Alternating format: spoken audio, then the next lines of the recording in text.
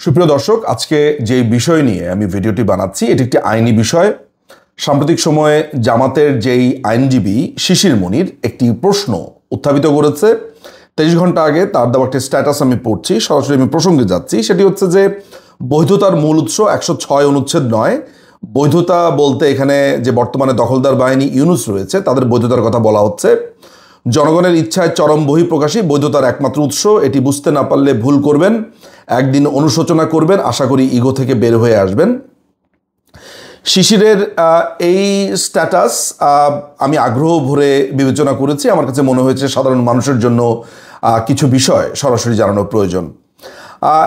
বর্তমানে বলা হচ্ছে যে ইউনুসের যে দখলদার বাহিনী তারা রয়েছে আমাদের সংবিধানের 106 নম্বর যে অনুচ্ছেদ আছে সেই 106 অনুচ্ছেদের আন্ডারে গাইডলাইন অনুযায়ী। 106 অনুচ্ছেদটা কি এটি নিয়ে আমি গত মে মাসে একটি দীর্ঘ ভিডিও বানিয়েছি। আমার ইউটিউব চ্যানেল যারা দেখে থাকেন, আমার ফেসবুক যারা দেখে থাকেন, তারা মে মাসে সেই ভিডিওটি দেখে নিতে পারেন। আমি এখানে একটু সংক্ষেপে আবারও বলবো। 106 অনুচ্ছেদের মোদ্দা কথা হচ্ছে রাষ্ট্রপতি জানতে চাইবেন অ্যাপিলেট ডিভিশনের কাছে যদি এমন ধরনের পরিস্থিতির উদ্ভব হয়, কিভাবে সরকার রান করবে বা কিভাবে দেশ চলবে, এই ধরনের কোনো পরিস্থিতি রান হলে আপনার রাষ্ট্রপতির রেফারেন্স ক্রমে অ্যাপিলেট ডিভিশন সেই প্রশ্নের প্রেক্ষিতে একটি ফুল কোর্ট হিয়ারিং হবে, যেখানে অ্যাটর্নি জেনারেল এবং অন্যরা কথাবার্তা বলবেন এবং সেখানে প্রমাণপত্র শুনানি হবে। সেই শুনানি অনুযায়ী অ্যাপিলেট ডিভিশন ওই ধরনের একটি পরিস্থিতিতে আপনার একটি গাইডলাইন দিবেন।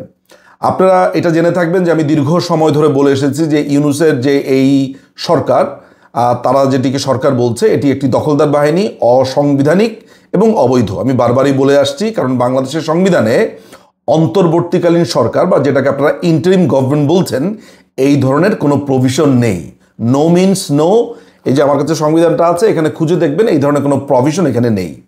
এখন তারা বলছে যে তারা 106 অনুচ্ছেদের আলোকে অ্যাপিলেট ডিভিশনের গাইডলাইন অনুযায়ী গঠন করেছে, সেটিও মিথ্যে। কারণ যেই সময় তারা এই সরকার গঠন করেছে বলে বলা হচ্ছে সেই সময় তৎকালীন অ্যাপিলেট ডিভিশনের অর্থাৎ বাংলাদেশের প্রধান বিচারপতি ওবায়দুল হাসান শাহিন এবং আরেকজন বিচারপতি জনাব এম এনায়েতুর রহিম, তারা দুজনই ক্যান্টনমেন্টে ছিলেন। ক্যান্টনমেন্টে অন্তরীণ থাকা অবস্থাতে ফুল হিয়ারিং হওয়া এবং সেই সময় রেফারেন্সটা চাইলেই বা কে, রাষ্ট্রপতি তো এই সম্পর্কে কোনো কিছু জানেনই না। তিনি পরিষ্কার করে বলেছেন, আপনারা সেটা জানেন। এবং পরবর্তী সময় যে অ্যাডভোকেট মহসিন নামে সুপ্রিম কোর্টের একজন আইনজীবী, তিনি এগুলো নথিপত্র তলব করেন, তিনি এগুলো জানতে চান।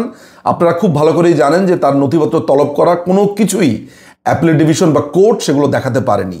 এইটা প্রমাণিত হয়ে গেছে যে 106 অনুচ্ছেদের কথা যেটা বলা হচ্ছে সেটা সম্পূর্ণ রকমের জোচ্চুরি, এইটা সম্পূর্ণ রকমের মিথ্যাচার এবং এই ধরনের কোনো হিয়ারিংও হয়নি এবং অ্যাপিলেট ডিভিশন কোনো ধরনের মতামত দেয়নি এবং এগুলো কোনো ধরনের কোনো কিছুই আপনার আমাদের সামনে আসেনি, আমরা দেখতে পাইনি, এগুলোর কোনো নথিপত্র নেই। ফলে এই পুরো ব্যাপারটা মিথ্যা। ফলে শিশির মনির যেটা দাবি করেছে যে 106 অনুচ্ছেদের বলে যে বৈধতার কথা বলছে ইউনুসরা, সেটা ঠিক নয়। সেটা ঠিক বেঠিকের প্রশ্ন পরে আসবে। 106 অনুচ্ছেদের মোতাবেক কিছু হয়ই নাই, প্রথম কথা হচ্ছে এইটা। এবং আমিও শিশির মনিরকে একটা ব্যাপারে ধন্যবাদ দেই যে শিশির মনিরও স্বীকার করেছে যে 106 অনুচ্ছেদের বলে আসলে কোনো কিছুই হবে না। কিন্তু শিশির মনির যেই অংশটা পরবর্তী সময় বলেছে যে জনগণের চরম অভিপ্রায় অনুযায়ী এই সরকার গঠিত হয়েছে, অর্থাৎ এখানে ও যেটা বলতে চাচ্ছে সেটি সাধারণ মানুষের জন্য আমি বুঝিয়ে বলছি। প্রফেসর হ্যান্স কেলসেন একটি থিওরি দিয়েছিলেন, সেটা হচ্ছে যে কোনো ধরনের রেভলিউশন যদি হয়ে থাকে কোনো বাংলাদেশে বা পৃথিবীর যে কোনো জায়গাতে, বাংলাদেশে বলতে পৃথিবীর যে কোনো জায়গাতে, বা কোনো বিপ্লব হয়ে থাকে, গণ অভ্যুত্থান হয়ে থাকে, এই বিপ্লব বা গণ অভ্যুত্থানের পরবর্তী সময় যে আইনটা হবে সেটাই হচ্ছে মূল আইন, আগেরটা বাতিল হয়ে যাবে। এটি আসলে ও যেটা বলতে চেষ্টা করছে, অর্থাৎ শিশির মনিরের যে স্ট্যাটাসের যেই অংশটা সে এখন আর্গুমেন্ট করছে যে 106 অনুচ্ছেদ বৈধতার মূল উৎস নয়, জনগণের ইচ্ছার চরম বহিঃপ্রকাশই বৈধতার একমাত্র উৎস। ও এই আর্গুমেন্টটা করছে, অর্থাৎ ওর আর আমার দুজনের চিন্তা একই যে 106 কোনোভাবেই, ওর কথা অনুযায়ী যে 106 যদি হয়েও থাকে সেটা বৈধতার উৎস নয়। আমার আর্গুমেন্ট হচ্ছে যে 106 অনুচ্ছেদ বলে কিছু হয়ই নাই, ফলে মূল আলাপটা হচ্ছে 106 অনুচ্ছেদ বাদ। এইবার শিশিরের সাথে আমার পরবর্তী সময়ের যে আর্গুমেন্টটা সেটা হচ্ছে, শিশির বলছে যে এই যে ইউনুস এরা জনগণের চরম অভিপ্রায় অনুযায়ী সরকার গঠন করেছে, অর্থাৎ একটি বিপ্লবী সরকার, একটি গণ অভ্যুত্থানের মাধ্যমে সরকার, এইটা ও বলতে চাচ্ছে। এইটাই হচ্ছে এই সরকারের বৈধ ভিত্তি। কারণ শিশির বুঝতে পারছে যে ভবিষ্যতে এগুলো নিয়ে আলোচনা হবে, কোর্টে এগুলোর মামলা মোকদ্দমা হবে এবং এরা সম্পূর্ণ রকমের অবৈধ হবে। এদের আন্ডারে যে কোনো ধরনের ইলেকশন, যে কোনো ধরনের এমপি বলেন, যে কোনো ধরনের সিদ্ধান্ত, এগুলো সমস্ত কিছু বাতিল করা হবে। যেটা করা হয়েছিল, মোশতাক যেরকম সরকার গঠন করেছিল সেটাকে অবৈধ বলা হয়েছে, সায়েম যে সরকার গঠন করা হয়েছিল সেটাকে অবৈধ বলা হয়েছে 5th অ্যামেন্ডমেন্টের মাধ্যমে, এবং জিয়াউর রহমান যে সরকার গঠন করেছিল সেটাকে অবৈধ বলা হয়েছে। এবং আপনারা জানেন যে 7th অ্যামেন্ডমেন্টের মাধ্যমেও যে সরকার গঠন করা হয়েছিল এরশাদ, সেটাকেও বাতিল করা হয়েছে এবং 7th অ্যামেন্ডমেন্টের কেস আপনারা জানেন। ফলে শিশির যেহেতু একজন আইনজীবী এবং আমি যথেষ্ট মনে করি যে তার যথেষ্ট বুদ্ধি আছে, ভালো আইনজীবীও হয়তো, ফলে সেই কারণে সে বুঝতে পারছে যে ভবিষ্যতে কি হতে পারে। বাট ও একটা ইন্টারেস্টিং ব্যাপার হচ্ছে, ও একটা ভিত্তি দিতে চাইছে এই সরকারকে। বারবার বলছে যে জনগণের অভিপ্রায়ে এসেছে, অর্থাৎ এটা একটা সফল বিপ্লব হয়েছে। এই সফল বিপ্লব হলেই যে সরকার সফল বা সরকার ঠিক, এই থিওরিটা প্রফেসর হ্যান্স কেলসেনের। কিন্তু শিশির হয়তো বা জানে না যে এই 5th অ্যামেন্ডমেন্ট কেসেই পরিষ্কারভাবে এই হ্যান্স কেলসেনের যে থিওরিটা, সেই থিওরিটাকে বাতিল করা হয়েছে। সেই বাতিল করার সময় বিচারপতিরা তখন জুলিয়াস স্টোনকে এনেছে, আমি যতদূর মনে করতে পারি সেখানে প্রফেসর লাস্কিকে এনেছে, প্রফেসর লাস্কির থিওরিটা এনেছে, জুলিয়াস স্টোনের থিওরিকে এনেছে এবং আরও কয়েকটা থিওরি এনেছে। সোজা কথা হচ্ছে সেই সময়ের যে 5th অ্যামেন্ডমেন্টের মামলাতে পরিষ্কার করে বলে দিয়েছে যে এই ধরনের কোনো সফল টেভুলেশন এগুলোর মাধ্যমে এই জনগণের অভিপ্রায়ের ধান্দামি করে কোনো সরকার গঠন করা যাবে না। চিন্তা করে দেখেন যে জনগণের অভিপ্রায়, আমার প্রশ্ন হচ্ছে যে এই 5ই আগস্টের ঘটনাতে 20 কোটি জনগণের কত জনগণ চেয়েছে বা রাস্তায় নেমেছে বা তাদের অভিপ্রায়, সেইটা মাপার, নিরূপণ করবার কাঠিটা কি ছিল? যদি আমি শিশিরের কথাটা ধরেও থাকি, সেখানে কতজন এসেছে? বাংলাদেশ আওয়ামী লীগের কোটি কোটি কোটি কোটি ভোটার আছে, কোনো গণভোট হয়েছে? কোনো ধরনের মতামত নেওয়া হয়েছে? কোনো ধরনের এই ধরনের কোনো মেজারমেন্ট নেওয়া হয়েছে যে জনগণের অভিপ্রায়ের কথা বলা হচ্ছে? কিছু জামাতি, কিছু চোর, কিছু জঙ্গি, এদের মতামতে কি জনগণের অভিপ্রায়? তাহলে আমরা কি ভেসে এসেছি? বাংলাদেশ আওয়ামী লীগের 3-4 কোটি ভোটার আছে, তারপরে বাংলাদেশ আওয়ামী লীগের না, এরকম অন্যান্য অনেক মানুষ আছে যাদের সিদ্ধান্ত তারা নির্বাচন কেন্দ্রিক নেয়, সবসময় একই থাকে না। সোজা কথা হচ্ছে যে বাংলাদেশের মানুষের এই মতামত কিভাবে নিরূপিত হয়েছে? কিছু মানুষকে গণভবনে দেখা গেছে, কিছু মানুষকে রাস্তাতে দেখা গেছে। এটার উপরে ভিত্তি করে আমার কাছে তথ্য আছে 92,000 লোক ঢাকায় ঢুকেছে। তো এই 92,000 লোকের কথা বাদ দিলাম, ধরা যাক 5 লক্ষ লোক ঢুকেছে। 20 কোটি মানুষের মধ্যে যদি 5 লক্ষ না 10 লক্ষও থাকে, সেটা কত % অংশ? সেটা কি জনগণের মতামত? মানুষ ভয়ে সেনাবাহিনী বিট্রে করেছে, সেটার ভয়ে মানুষ রাস্তাতে নামেনি, তাহলে তো আরেক অংশেরও অভিপ্রায় দেখা যেত। সুতরাং ও যে বলছে জনগণের চরম অভিপ্রায়, এটা প্রথমত 5th অ্যামেন্ডমেন্টের মাধ্যমে বিচারপতিরা শুরুতেই বাতিল করে দিয়েছে। আসমা জিলানি কেসটা ভালো করে পড়ে নেবেন, আইনি ছাত্রদেরকে বলছি। আসমা জিলানি কেসের আলোচনাও এই 5th অ্যামেন্ডমেন্ট কেসে হয়েছে, যেখানে বলা হয়েছে যে এই ধরনের মার্শাল ল, টার্শাল ল, জনগণের অভিপ্রায়, এগুলো কোনো কিছুই আমলে আনা হবে না। এখন কথা হচ্ছে যে হ্যান্স কেলসেন কে? হ্যান্স কেলসেন যা বলবে সেটা কি বাংলাদেশের আইন হবে?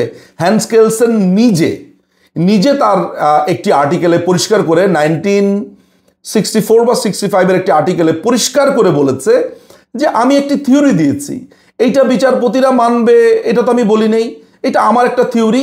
তখন জুলিয়াস স্টোনের সাথে তার ব্যাপকভাবে তর্ক বিতর্ক হয়। 1964 একটা বইও বের করেন জুলিয়াস স্টোন, সেখানে পরিষ্কারভাবে বলা হয়েছে পরবর্তী সময়ে হ্যান্স কেলসেন তার আর্টিকেলে বলেছে যে না, আমি একটা থিওরি দিয়েছি যে সফল বিপ্লবের ফলে যেই নতুন কনস্টিটিউশন বা আইন হবে সেটাই প্রধান আইন, আগেরটা বাতিল হয়ে যাবে, অর্থাৎ গ্র্যান্ড নর্ম বাতিল হয়ে যাবে, রাষ্ট্রের গ্র্যান্ড নর্মটাই বাতিল হয়ে যাবে। গ্র্যান্ড নর্মটা কি?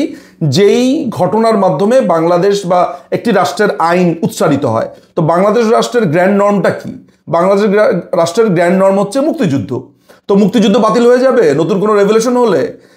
এটা হচ্ছে হ্যান্স কেলসেনের কথা। হ্যান্স কেলসেনের কথা খারিজ করে দিয়েছে আমি বলেছি যে প্রফেসর লাস্কি, জুলিয়াস স্টোন এদের আলোচনাও করেছে, এমনকি হ্যান্স কেলসেন, যেটা মাত্র বললাম যে হ্যান্স কেলসেন নিজের আলোচনাতে বলেছে যে আমি যে থিওরিটা দিয়েছি এই থিওরি মানতে হবে কেন, এইটা এক এক জায়গাতে এক একভাবে বিচারপতিরা বিবেচনা করবে, আমি শুধুমাত্র থিওরি দিয়েছি। সুতরাং এখানে জনগণের চরম অভিপ্রায়ের কথা বলা হয়েছে। আমি একটু আমাদের সংবিধান থেকে পাঠ করে শোনাবো। আমাদের সংবিধানের অনুচ্ছেদ 7, সেটার 1 অনুচ্ছেদে বলা হয়েছে, প্রজাতন্ত্রের সকল ক্ষমতার মালিক জনগণ এবং জনগণের পক্ষে সেই ক্ষমতার প্রয়োগ কেবল এই সংবিধানের অধীনে কর্তৃত্বে কার্যকর হইবে। জনগণের মালিক সংবিধান, এবং সেইটা যদি কার্যকর হয় সেটা সংবিধানের মাধ্যমে হতে হবে। ইন্টারেস্টিং ব্যাপার হচ্ছে যে এই অবৈধভাবে এই দখলদার বাহিনী আবার সংবিধানের অনুযায়ী শপথ নিয়েছে, অর্থাৎ সংবিধানটাই এখানে মূল আলোচ্য বিষয়। মানে সংবিধানকে না মেনে সংবিধান অনুযায়ী তারা এখানে শপথ গ্রহণ করেছে। এই 7 অনুচ্ছেদের 2 পরিষ্কারভাবে বলা হয়েছে, মনোযোগ দিয়ে শুনবেন কথাগুলা, জনগণের অভিপ্রায়ের পরম অভিব্যক্তি রূপে এই সংবিধান প্রজাতন্ত্রের সর্বোচ্চ আইন, এবং অন্য আইন যদি এই সংবিধানের সহিত অসামঞ্জস্য হয় তাহা হইলে এই আইনের যতখানি অসামঞ্জস্যপূর্ণ ততখানি বাতিল হইবে। কথা খুবই ক্লিয়ার। এবং আরো জেনে রাখেন যে পরিষ্কারভাবে বলা হয়েছে, যে এখানে পরিষ্কার করে বলে দেওয়া হয়েছে যে এই সংবিধানের কোনো বিধানের প্রতি নাগরিকের আস্থা, বিশ্বাস বা প্রত্যয় পরাহত করিলে কিংবা উহা করিবার জন্য উদ্যোগ গ্রহণ বা ষড়যন্ত্র করিলে তাহার এই কার্য রাষ্ট্রদ্রোহিতা হইবে এবং ওই ব্যক্তি রাষ্ট্রদ্রোহিতার অপরাধে দোষী হইবে। 7 যে ক আছে, কর আবার উপ অনুচ্ছেদ আছে, কর আবার খ আছে, আবার ওই 1 আবার 2 আছে। অর্থাৎ আপনারা সংবিধানের 7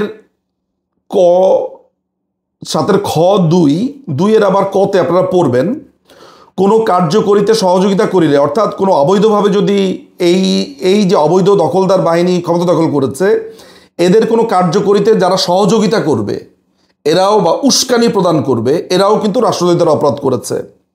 খতে বলা হচ্ছে কার্য অনুমোদন, মার্জনা, সমর্থন বা অনুসমর্থন করিলে, কেউ যদি সমর্থনও করে এটাও রাষ্ট্রদ্রোহিতা।